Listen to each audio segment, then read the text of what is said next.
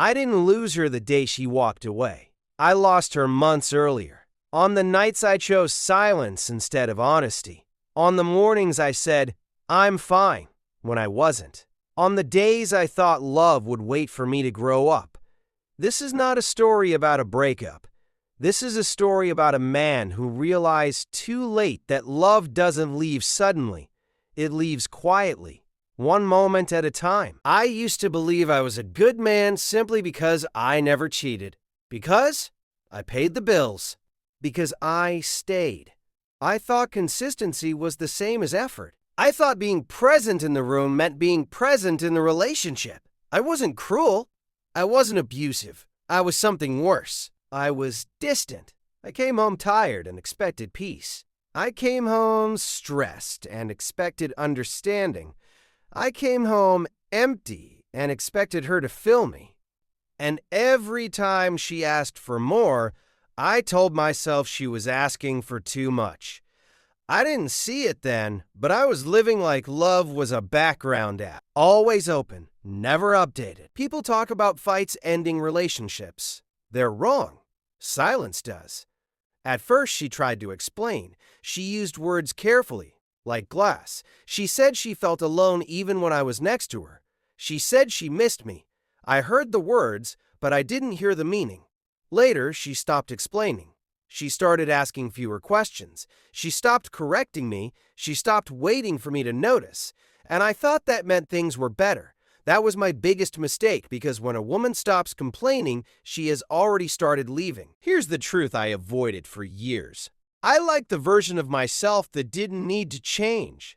I liked being the calm one, the logical one, the man who didn't overreact.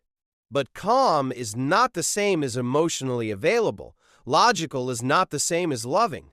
I avoided difficult conversations not because I was mature, but because I was afraid. Afraid of being wrong, afraid of being inadequate, afraid of realizing that effort would be required every day, not just in emergencies, so I post myself I would do better later. Later never came and asked us. The day she left was ordinary. No shouting, no tears, no dramatic goodbye.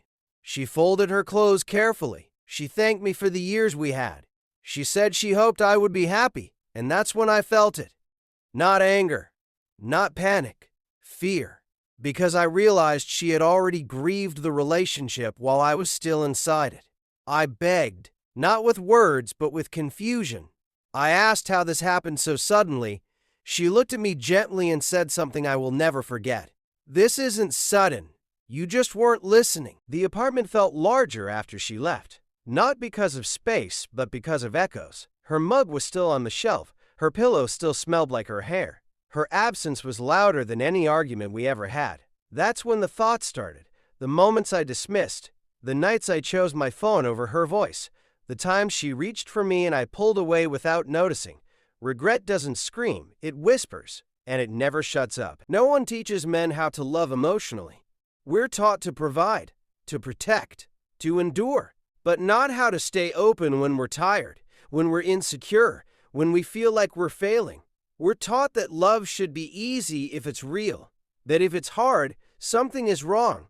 The truth is the opposite. Love is work, not exhausting work, honest work, and I avoided it because I didn't know how to do it without losing myself. There's a specific kind of loneliness that comes from knowing you were loved deeply and didn't know how to return it fully.